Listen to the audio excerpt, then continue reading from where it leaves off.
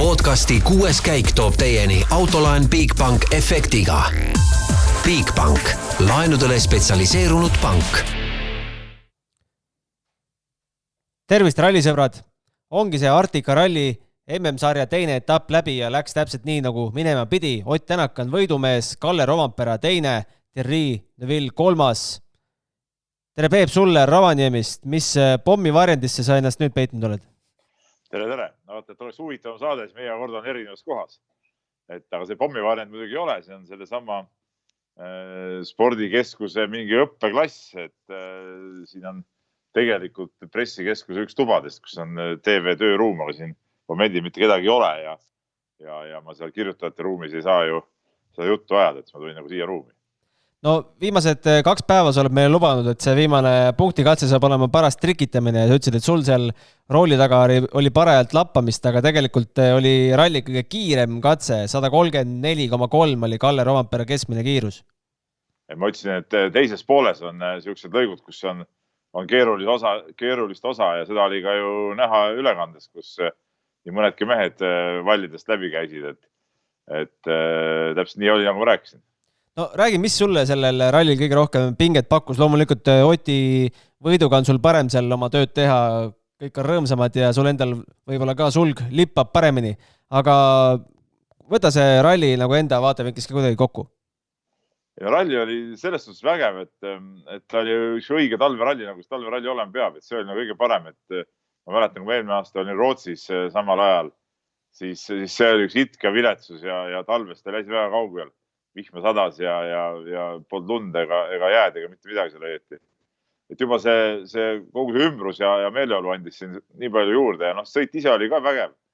Alustades sellest, kuidas Ott Tänak suutis koos oma tiimi inseneridega siin paari nädalaga sisust auto juures ka imet teha ja kehvast seisust masina selliseks timmida, mis tagas siin võidu, suutis kohe avapäeval teha väga vägeva esituse, võtta selle vahe sisse ja eile sisuliselt kontrollida kogu mängu ja ka täna, et siukest sõitu on nauditav vaadata, pluss siis väga põnev oli ju ka Kalle Rovampera, Thierry Neuville'i teise 3. koha heitlus, et siin sellised vägevad hetkel küll ja ma kindlasti tooksin siia juurde ka Egon Kauri väga uhke sõidu WRC 3 klassis.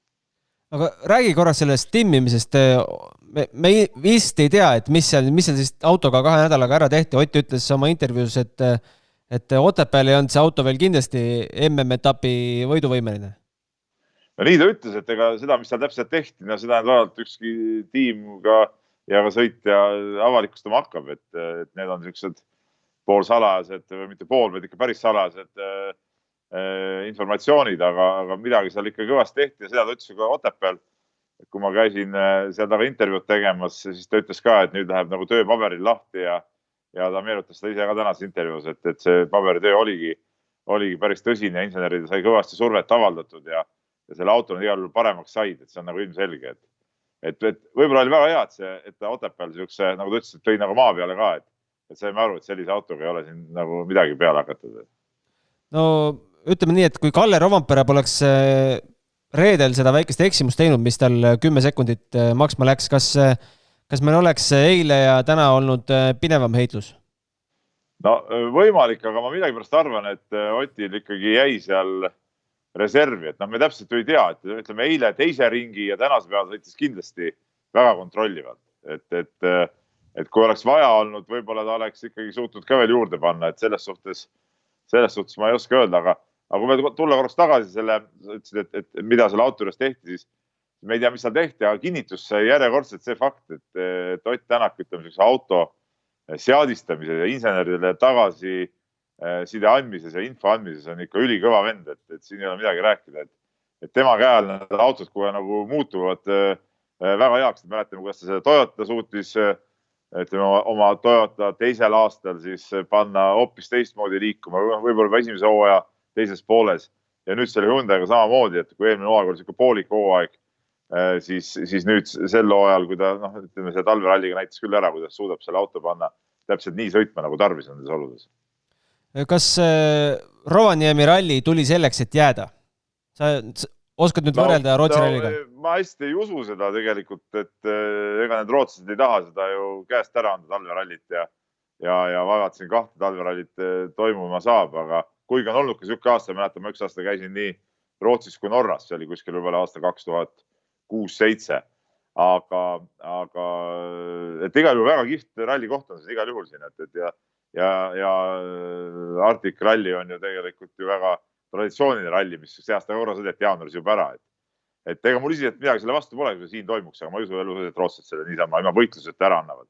Kuigi rootslased peaks vist oma rallit põhja poole viima kõvasti, et seal Karlstadi ümbruses on küll viimased aastad olnud päris nutune see asi.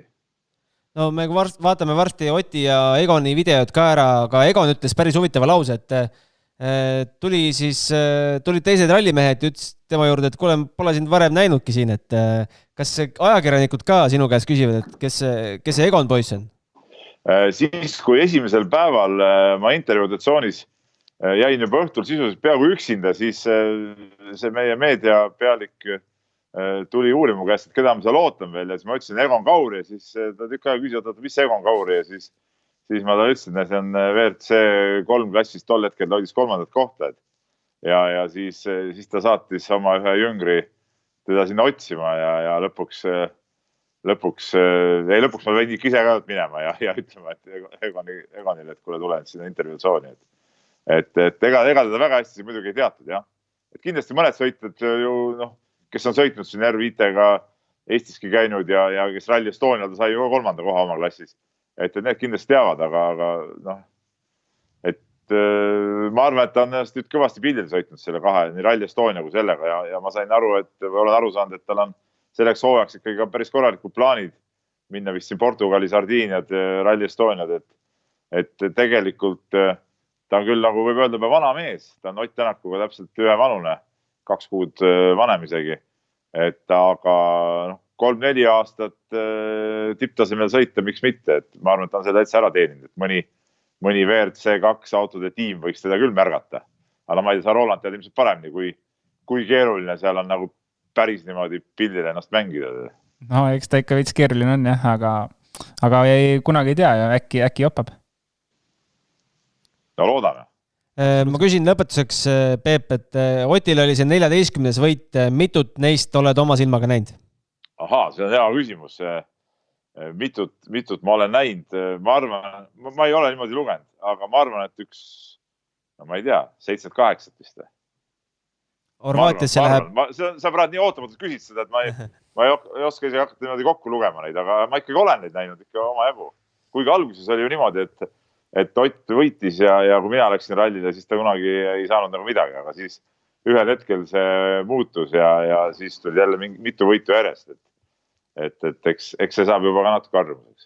Kes aprillis sinna sooja päikese alla Horvaatiasse läheb, sina või Jaan? No praeguse plaani järgi peaks Jaan minema, et seal minule peaksid jääma siis veel soojemad päikesed Portugalis ja Sardiinias. Ega toimetusjuhina ma pean olema kaval ja vaatama, mis mul endal nagu mõnusam on ikkagi. Kuule, aga olgu, see oli üks vägev nädalavahetus ja kirjuta nüüd vägevad lood sinna otsa. Just nii. Davai.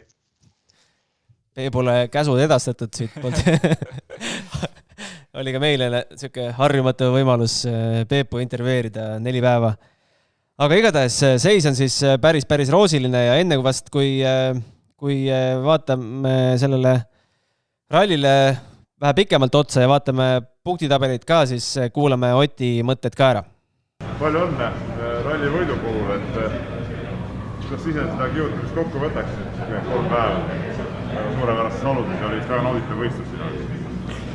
Ei, kindlasti oli paras väljakutse, et teed on siin MM-i väärilised, pole kahtlustki ja ütleme nii, et jah, kiired teed, olud loomulikult olid perfektsed, aga ma arvan, et lihtne ei olnud kellelgi, et eks see refi teema oli kindlasti üks selline kõige suurem teema võib-olla, mis siin muutis vahepeal neid vahekordi nii-öelda ja eks jah, esimene pool meil oli ka tähtis, et mingi vahe sisse ära sõita ja siis hiljem juba oleks lihtsam manageerida, et ütleme, et eks sellise uue ralliga tavaliselt on, et algus on võimalik vahe sisse saada, aga pärast, kui ütleme, et kõik oma rütmi kätte saavad ja aru saavad, kuidas kiirest sõita, et siis on juba raske suuremaid vahesid teha. Et ralli võiti peituski siis tegelikult selles esimese päeva 2 väga pikas kiiruskatses ja eriti selles teises nimedes. no mitte ainult selles, ma arvan, et ikka see laupäeva esimene pool ka, et see oli ka kindlasti oluline, aga jah, edasi meie jaoks oli juba vahet piisavalt. No selle ralli eel väga palju tegid ettevalmistustööd osasid siin kontrollrallid ja testid, et võitsin nüüd takkajärgi öelda, et see kõik töö läks tegelikult täppi ja asjad olid täpselt nii, nagu soovisid. Ei, ta kindlasti nii lihtne ei ole, et see test, mis me siin enne rallit tegime, et see oli hoopis teistes oludes, et oli pigem selline paksu lumekihiga tee ja üsna rööpas, et see ei olnud midagi sellist, mis me siin nädalavahetusel kogesime ja samamoodi ju Eesti ralli oli ikkagi suht sellises lumesupis, et ega seal midagi sarnast ei olnud ja ütleme, et võib-olla pigem oli see, et see Eesti ralli tõi meid kuidagi maa peale, et minu kuidagi tagasiside sellel hetkel oli see, et meil kindlasti ei ole sellist autot, millega siin võidu sõita ja ütleme nii, et need 2 nädalat siis pingestasime insenere korralikult, et midagi peame välja mõtlema ja siin ütleme nii, et ma arvan, see ettevalmistus, mis me siis vahepeal nii-öelda paberi peal tegime, millest me tookord rääkisime, et see oli okei ja siin testikatsel siis sai kinnitust, et kõik on okei ja ralli jooksel siin natukene tuunisime, aga üldiselt ma arvan, et tegelikult jah, oli täpselt nii palju kui vaja, et ta kindlasti ei olnud perfektne, aga töö tegi ära. Tänane viimane päev, punktikatse, et kas seal pigem natuke alateadvuses oli küsimus sellest, et ikka kindla peale lõpetada need võidupunktid kätte saada või kuidas selle punktikatse sõitma läksid? No sellises olukorras kindlasti alati esimene prioriteet on lõpuni tulla ja siis maksimaalselt kiiresti, et ütleme, et ma arvan, me suutsime suht puhtalt läbi tulla, et ühtegi hange ei katsunud, aga samas jah, et mis ma oskan öelda, et eks mehed võitlesid kõvasti ja ma arvan, et see ekstra 2 sekundit oleks olnud juba kindlasti mingi risk, et seda võimalust meil ei olnud ja seda enesekindlust meil ei olnud, ütleme nii. Sellest on kõik hästi, et MM-sarja punkti seis nüüd muutus päris tihedaks ja tegelikult ütleme seal eesotsas vahesid ei ole, et see Monte Carlo ebaõnn selle ralliga sai tegelikult tagasi tehtud. See hooaeg on nii pikk, et ma räägin, need jutud enne Monte Carlot või peale Monte Carlot, täna meil on alles 2 rallit sõidetud, et see kindlasti jõuab veel muutuda seinast seina siin veel mitu korda. Lõpetuseks, ralli ajal on minu käest ka mitmed inimesed on küsinud, ma küsin su käest ära see küsimus, et sa oled kiivrit vahetanud, et sellel on mingi selge põhjus või sa oled ainult kinnise kiivri peal? Mul on samasugune stiilokiiver nagu ennem, et ega siin midagi muutunud ei ole. No seda, miks Otil full face kiiver oli, see vist jääb samamoodi sinna saladuse kategooriasse. Kõige tähtsam küsimus, kõik lihtsalt uurivad ja arutlevad, et mis toimub ja vastust ei ole. Peep unustas kõige tähtsam küsimus ära. No, oleks pingestada veel selle natukene seda viimast küsimust ka. Jah, absoluutselt. Aga tegelikult võtame ikkagi selle kiivri jutus kiirelt ära, et miks see kasulik võib olla? Ma ei tea, võib-olla turvalisem, ma ei kujuta ette. Automüra võib-olla summutab paremini? Ka võib mingi point olla, et nii-öelda sidet paremini võib-olla on kuulda seal sees, et eks teatavasti WRC auto on üpriski lärmakas ja isegi R5 autos tihti peale on kohti, kus võib-olla keeruline kuulmisega, aga ma ei kujuta ette, jah. Huvitav oleks teada ausalt, et seda on tegelikult päris palju arutletud Twitteris ka ja ega kellelgi vastust ei ole sellele. Igatahes Ott siis esiteks võttis oma stardipositsioonit, loomulikult maksimumi Montest oli tal all 0 punkti ja see lubas tal tagantpoolt startida, aga nagu ta ise ka selles intervjuus ütles, et väga palju refide manageerimine ka mängis selle nädalavahetusel rolli ja eriti just laupäeva ja isegi reede teisel läbimisel oli see vast võtmefaktor. Ja kohe esimesel katsel isegi nägime, et tegelikult katse lõpuks olidki rehvid jumala otsas ja ikka päris mitmed sõitjad tulid, et esirehve pole enam peale esimest katset. Nii et sealt sai kindlasti kõik said endale mingi mõtteainet, mida edasi teha ja kuidas liikuda, et kindlasti rehvi strateegia oli tähtis küsimus see nädalavahetus ja ma arvan, et enamused said sellega päris hästi hakkama, et ei tulnud vast mingit suuri probleeme sellepärast, et rehvid olid kulunud või ei olnud pidamist, et lihtsalt ütleme, poole katse pealt tuleb nagu ümber häälestada ennast, kui sa hakkad tundma, et rehv vajub eest läbi ja kõik said ilusti hakkama sellega. No punktikatse me nägime, kes ei saanud teel püsimisega hakkama, oli siis Lube, kes esimesena selle viimase kurvi valli sirgeks sõitis ja natukene vist paar kurvi enne seda Oliver Solberg, võime öelda, et nemad ei saanud hakkama? Ei, seal oli, ma arvan, täitsa teised teemad, et kes vaatas Power Stage'i, siis Lubeel, ma arvan, et seal mõni kilomeeter enne lõppu oli tegelikult mootoriga mingi error, et jõud enam ei olnud ja plärises päris kõvasti, et kas mingi mingi elektriprobleem või midagi, et ei oska öelda. Aga ma arvan, et sellest tegelikult tulenes see, et oli jah, ta ütles, et ta vaatas armatuuri.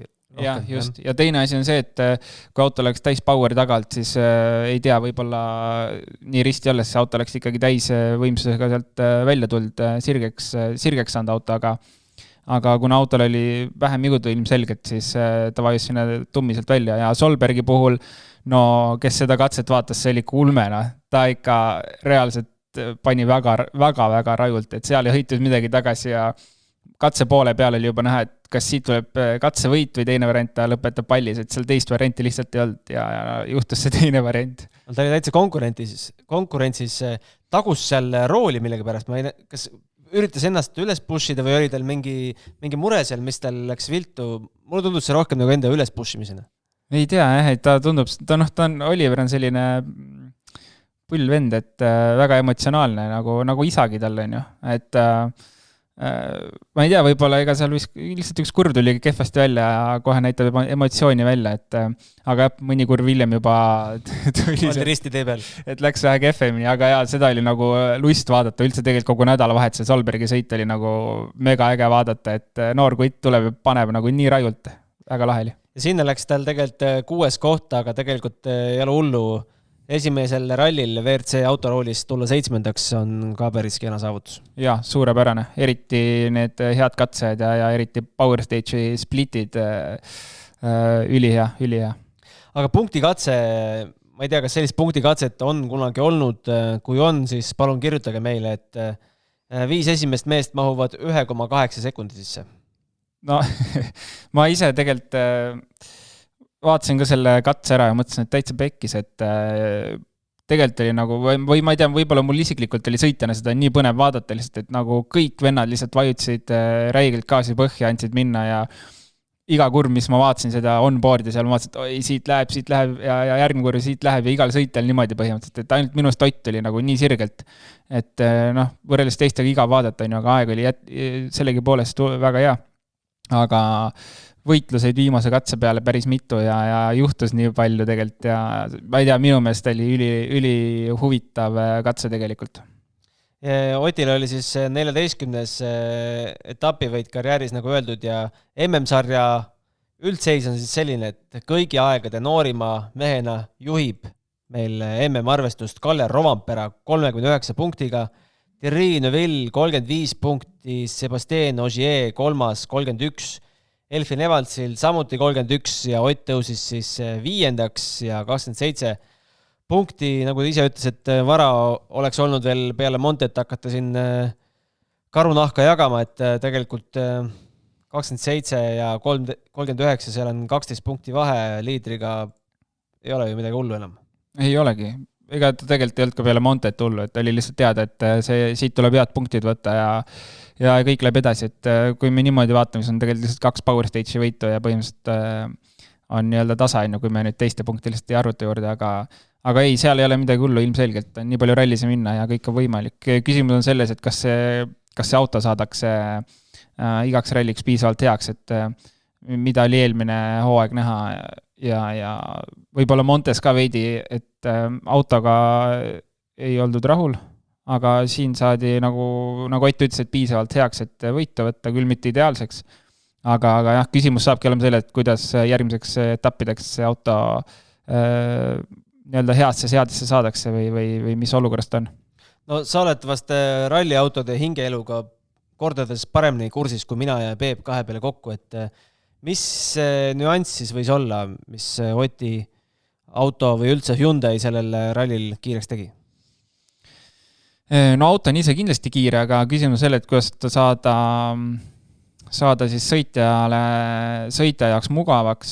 Nagu me kuulsime, oli tegelikult on olnud autobalansiga selles mõttes veidi probleeme, et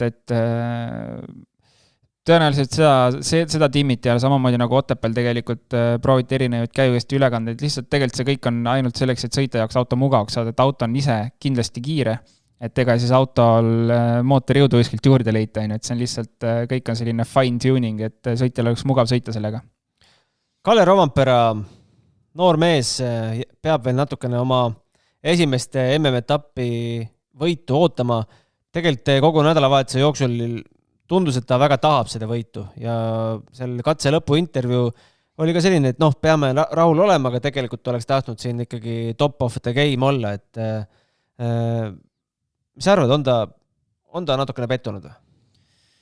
No täna kindlasti, homme enam ei ole, ma arvan, et MM-sarja liider, et ei saa pettunud olla, aga seda küll, et kodus nagu oleks tahtnud võita ja kõik eeldused oleks olnud olemas, olidki olemas. Üks viga võib olla selles mõttes, kus ta 10 sekundit kaotas, et see vahe oleks oluliselt väiksem olnud ja mis siis oleks saanud, ei oska öelda, et aga ei, tegelikult ta tegi väga hea sõidu ja oleks kindlasti ka väärinud seda võitu. Aga kindlasti ta saab kõige noorem, läbi aegade kõige noorem maailmameister, sellest pole kahtlustki ja ma arvan, et väga lähitulevikus tuleb ta maailmameistriks. Thierry Neuville võtab siit 3. koha punktid, õpetas kaardilugejale prantsuse keelega selgeks ja siis oli edasi juba Lepase reega ja tegelikult võib-olla laupäeva pärastlõunast alates on päris korraliku depot teinud. Jaa, nagu meile ka mainisime, et kas see kaardilugejaga on mingisugune kommunikatsiooniprobleem või mis iganes seal oli, et eks see oli lihtsalt selline väike vabandus, et Adamo seal teisel pool ekraani muidu vaatab, et kurat, et midagi pole viga ja ajad on kehvad, et midagi peab ikka ütlema ju. Et ma ei usu, et seal nüüd midagi arusaamatut oli, et küll kõik seal omavahel seal autos nad aru said kõigest, aga ei, tegelikult väga hea tulemus, eriti eile õhtu ja täna oli ka tegelikult tempo oli ikka väga hea.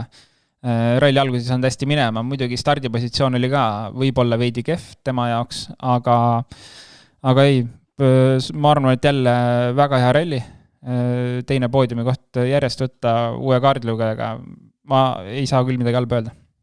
Greg Breen, eilne päev oli tema poolt natukene õnnetum, sest ikkagi pärast reedeseid katseid ta teisest kohast kinni hoidis, lõpuks siis rõõmustas ennast ja Adamot punktikatse teise kohaga ja võttis siis 4. koha, täpselt nii nagu Adamo talt palus väidetavalt, et tegelikult peab Breen ka rahule jääma, et arvestades, et talle väga palju võimalusi pole siin MM-sarjas antud, siis ma arvan, et selle esitusega ta nii mõnegi võimaluse võitis endale juurde.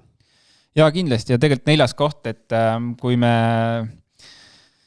sealt ütleme eilsest alates, sealt oleks nagu isegi kui ta oleks eile hästi pand, et seal oleks nagu päris ulmeline olnud see, et ta sekkub seal esimese, teise, 3. Poodiumist jäi puudu 32 sekundit. Ja, et see oleks olnud nagu päris ulmeline, et ta oleks sinna sekkunud, sest ees on nagu reaalselt mehed, kes sõidavad tiiti peale, kelle jaoks rallivõit oli kindlasti väga tähtis.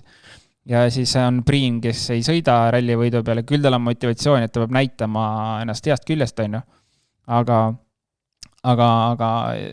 nagu ka Power Stage'il, et teistel ei olnud asja lihtsalt isegi sinna ettepoole, vahet ei ole, kui hästi sa sõitsid, sul ei olnud asja sinna lihtsalt, ma ei tea, Rovampera või kelle iganes seal võistelda Power Stage'il, et täpselt sama, et sõida kui hästi tahes, aga seal mingid vennad lihtsalt panid nii rajult, et ei ole loogiline tulla Rally Estonialt otse nüüd Arktikus, vahepeal on olnud 7 kuud pausi ja sõita võidu peale, et aga see tempo, millega sõitis, oli väga, väga hea. 4., 5. koht kuulusid siis Toyota pilootidele Elvin Evansile ja Takamoto Katsutale. No kas ütleme, et Jari-Mati Latvala sai siin tiimipealikuna esimesed triibulised. Võttis küll punktikatse 1. ja 5. koha, aga saada ikkagi Hyundailt päris selgelt, nagu moodsas keeles öeldakse, tuppa, on ju. Et peab natukene peeglisse vaatama see tiim. Just eriti Rovaniemi ralli puhul. Jah, ega selles mõttes Latvala nüüd tema teha seal suurt midagi olnud, et vaevalt ta ütles Ogieril, et mine nüüd pane ja ega ta ei läinudki panema, et see oli eile õhtune oli lihtsalt nagu selline, lihtsalt ei vedanud, mis teha seal, mõni vall võtab kinni, mõni ei võta ja ei Latval ise pole seal selles mõttes veel jõudnud suurt midagi ära teha, et tema süüks ei saa midagi ajada. Aga küll eile oli üks pull intervjuu, kus ta ütles, et nad vist valisid testikatseks vale katse, et ei ole üldse ralliga sarnane. Mis asja, et te olete seal arenenud selle auto, et millest te räägite, et elate seal? See nüanss oli siis see, et kurvid ei olnud nii pikad testikatsel, kui nad siin tegelikkuses olid. No just, täpselt, et pange see auto treileri peale, sõitke, ma ei tea, 100-200 kilomeetrit sinna Snow Rally ringsile tõmmake, et see oli naljakas väide. Jah, ei tea, palju sellel tõepõhja all on midagi kindlasti, aga me peame vist rääkima WRC 3 arvestusest ka, kuna meie mees seal ikkagi väga kõrges mängus oli ja Egon Kaur siis viimase katse võitis Kristoffersoni ees 3,6 sekundiga ja Asunmaa ees 4,7 ja lõpus jäi siis maha Asunmaast 4,2 sekundit. Kuulame ära Egoni intervjuu meediaalas Peep Pahvile ja esimesed 2 minutit sellest teie ees. Egon Kaur, Arctic Rally WRC3 läks teine koht. Kas peab õnne soovima või peab kaasa tundma, et see võit napid tulemata jäi? No ma arvan, et mõlemad. Et kui Udo rallile tagasi vaadata, siis tegelikult ju katsetel olime nagu kiiremad, aga antud juhul siis seekord kaotasime paberil. Mis siin viimasel päeval katset oli, et sa lähemale said, aga oli seal mingit varianti veel võtta või sõitsid enda jaoks ideaalselt need katset läbi?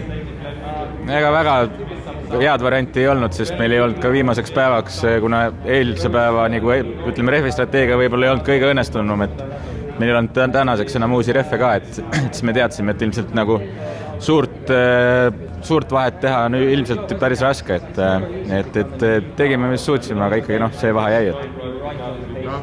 MM-sarjas sa oled nüüd eelmisel hooajal ütlesid ühe ralli mõlemal korral poodiumil. Tähendab seda, et Egon Kaur peaks kogu aeg sõitma? Ma arvan küll, jah. Minul küll, ütleme nii, et nälg läheb järjest suuremaks, et kui me näeme, kui lähedal me ikkagi oleme nagu selle klassi väga tippudele, et see teeb nagu tuju heaks ja näitasime tegelikult ju väga häid katseaegu ja enda klassis ka mitmeid katsevõite. Kuidas see oma edasi peaks minema? Ma tean, plaanid just oli Portugal ja Sardiinia, et ikkagi on plaanid seda sarja nagu sõita natuke rohkem. Ja ei plaan on kogu aeg olnud, et eks meil on ikka põhiprobleem alati olnud ju see eelarve, et eks nüüd väike paus ja siis hakkame jälle uue hooga koguma eelarvet siis järgmiseks. Olla Esa-Pekka Lapist kiiremast R5 autost, kellel samuti Volkswagen, olla temast maas 2 minutiga, võtame selle 10 sekundit siit maha, on see tipule lähedal või kaugel? 10 katse peale? Hea küsimus. No numbriliselt tundub kaugel, aga me võrdleme ka Esa-Pekka Lappiga, kes tegelikult on maailma tipp WRC klassis. Nii et ma ütleks, et ma ei tea, mis ma ütlen.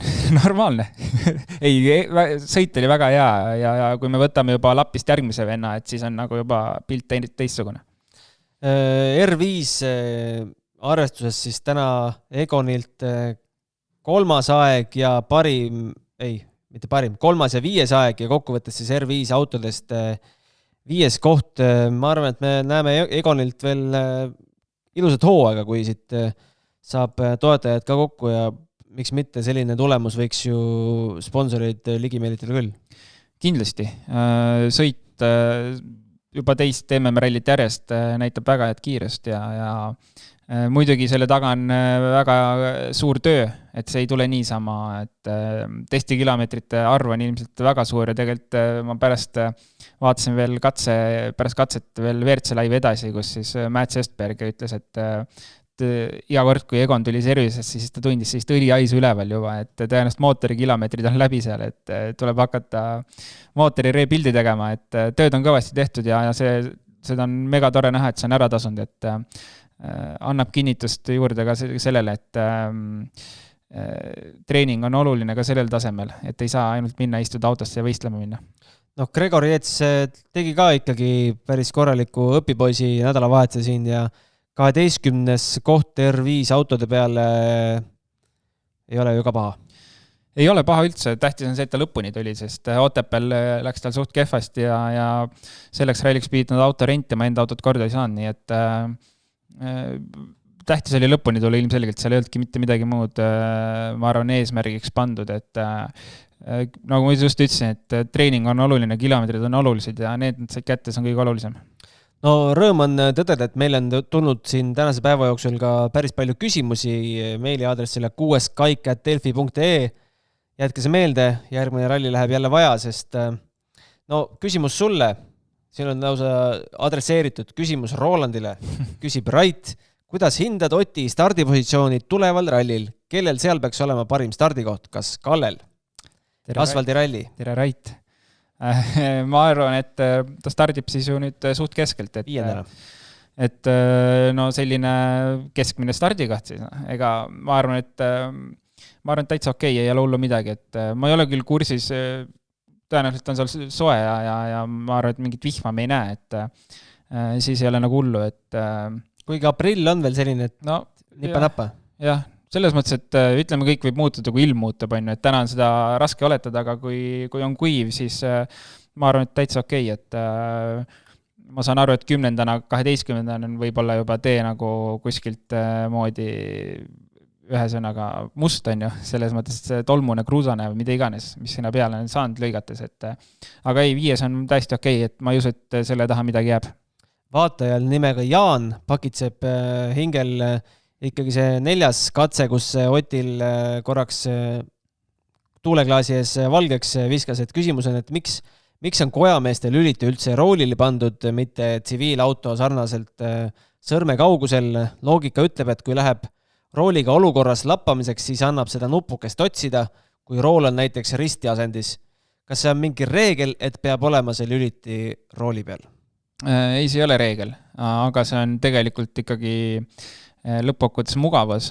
Ma saan aru küll pointist, et see ei tundu mugav, aga tegelikult see lõpuks ikkagi on mugavus, sest paremal pool on käiguvaheti laba ja vasakul on siis olenevalt autost, ma ei oska öelda, mis Hyundai, seal on teine laba, mida see teeb, aga nii-öelda mõlemad pooled roolist on kasutuses ja tegelikult, kui ma R2 autoga sõitsin, R2 autol oli see nii-öelda sõiduauto, siis mis see on, siis lihtsalt pulk seal on ja ütleme lüliti, et seal autos raputab ikka päris rajult ja need kojamehed lähevad ise peale keset katset ja siis on nagu tegelikult iga katse sa lihtsalt mässad sellega, et kojamehi kinni panna ja seda juhtub, sest need jõud on seal autos nii tugevad ja see lüliti liigub seal omaette, nii et rooli peal on kõige loogilisem nupuga lahendus.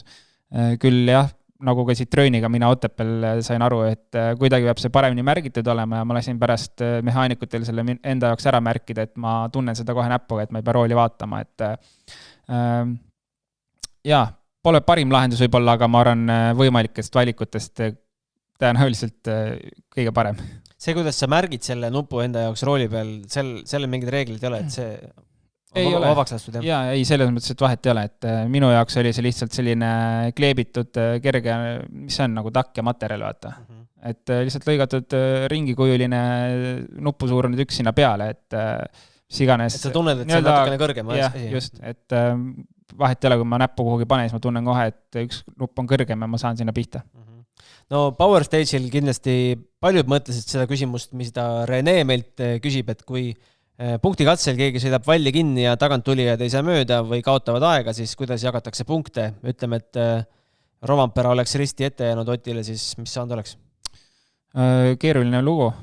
Ma arvan, et ma ei tea, ma arvan, äkki see on ikkagi reeglites kuidagi kirjas, et kas sellisel juhul võetakse GPS-i pealt nominaalaeg, ma arvan, et ei võeta, et sel juhul jäetakse, kõige loogilisem tundub mulle, et kas jäetakse punktid jagamata või vaadatakse siis, et oleneb, millal see juhtub, kui paljud sõitjad on läbi tulnud, et sellisel puhul ma arvan, GPS-i pealt nii-öelda aja võtmine, arvutamine ei ole mõistlik. Ma pigem pakun, et võib-olla jäetakse punktid jagamata äkki. Peame üle vaatama ennast ka natukene harima, aga õnn oli, et niimoodi ei läinud. Jaa, just, aga tegelikult hea küsimus, sest ma ei ole sellega kursis, see on kindlasti reeglites olemas ja järgmiseks saateks loeme reeglid läbi. Tervitused Kallele, kes küsib meilt, kas rehvid, mis WRC 3 sõitjad koha peal ostavad, jäävad neile, kui tahavad või peavad kõik tagastama ja sealt ka boonusküsimus, et kui tagastavad, siis kas saab nagu Taara puhul raha tagasi? Rehvid on niimoodi, et kõik meeskonnad lähevad oma velgedega siis Pirelli rekka juurde. Pirellil on oma rekka, oma telgid koha peal, et iga meeskond läheb oma velgedega sinna, rehvid pannakse peale ja pärast jäävad need rehvid ikka meeskonnale ja tõenäoliselt velgede peale, mis kodus sealt maha võetakse. 22. aprill on see kuupäev, kus peaks Horvaatia ralli toimuma. Nii palju kui uudised on tulnud, siis nad lubavad, et tuleb kõigi aegade kõige vingem ralli, loomulikult iga uus ralli peabki seda nimetama ja ma olen kindel, et kui see toimuma saab, siis saab ka päris vinge olema, aga loodavad, et saab ka publikut juba aprillis lubada. Me ei tea, kuidas nendel see testimisgraafik on, et kas nad jõuavad selleks ajaks pool oma kodanikest ära või testimis- või vaktsineerimisgraafik. Loodetavasti teevad selle natuke kiiremini kui meie siin. Mis ootad Horvaatia rallis, kes võiks asfaldil kiired olla? No eks ikka Ott jälle, et Ott on pigem näidanud, et on asfaldil vähemalt sama kiire kui muudel pinnastel, et aga kindlasti pigem võib-olla vaadata selle järgi, et kellel ongi täna vaja punkte koguda võib-olla rohkem. Nii et selle puhul ma ütleks, et ongi Ott ja Ogier, et Rovanperalt ma ei oska öelda, et kui lihtne on minna uuele rallile selles mõttes sõitma, kui ei ole väga palju kogemust veel WRC rallid, et kogemustega sõitjatel on kindlasti minna veidi lihtsam sinna, aga videotööd tehakse kindlasti seal kõvasti ennem, sest videod saadakse kätte. Nii et keeruline oletada. Eks see samune nelikviisik, kes siin panevad samamoodi edasi. Ma arvan, mingit üllatus selles mõttes ei ole. Aga selge, võtame nende juttudega siis vast selle nädalavahetuse kokku ju väike puhkus on meid ees ootamas MM-sarja mõttes, aga ralli uudiste mõttes kindlasti mitte. Saab olema juba põnev näha, kelle siis Hyundai võtab kolmandana ja võib-olla paneb ka jälle 4. auto välja. Jaa, tead, ma enne just arutasin sõbraga, et kas võib varsti juhtuda selline asi, et Sordo saadetakse pensionile ja 3. autot hakkab jagama Priin ja Solberg äkki. Oleks päris põnev. Vaatame, jah. Igatahes täname vaatamast. Oli lõbus ja meeleolukas nädalavahetus ja kindlasti lõbusaks tegi selle eelkõige see, et meil oli millele kaasa elada algusest lõpuni ja ei ole vast tihti juhtunud. Võite minna Delfi Spordis on uudis üleval, kui tihti on üldse juhtunud viimastel aastatel, et mõni mees algusest lõpuni rallit juhib. Meie nägime selle ära ja loodame, et hooaeg nüüd pärast seda väikest Monte ebaõnnestumist läheb ainult tõusvas joones Oti jaoks ja loomulikult põnevusega jälgime, mis Egon Kaur veel sel aastal teeb ja aitäh vaatamast, aitäh Roland muidugi, et said nendel päevadel siin meiega olla. Tänud, kohtumiseni. Kõik head! Podcasti 6. käik tõi teieni Autoline Bigbank efektiga. Bigbank, laenudele spetsialiseerunud pank.